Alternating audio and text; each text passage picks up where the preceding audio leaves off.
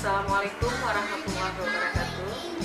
Saya Zahri Fitriani SPD, Kepala RA Rodatul Khairah, Desa Blangpitra, Kecamatan Serlah, Kabupaten Aceh Timur, ingin menyampaikan RA Rodatul Khairah berdiri tahun 2003 di bawah Yayasan Generasi Bunda yang di bawah kepemimpinan Bunda Hajah Nurza Siap.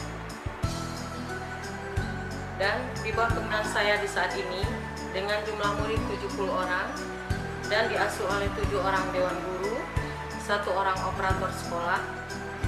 Adapun prestasi yang pernah diraih yaitu lomba mewarnai tingkat kabupaten dalam rangka HUT Aceh Timur, lomba mewarnai kantor pustaka dan arsip daerah se-Kabupaten Aceh Timur. Demikian, Assalamualaikum warahmatullahi wabarakatuh.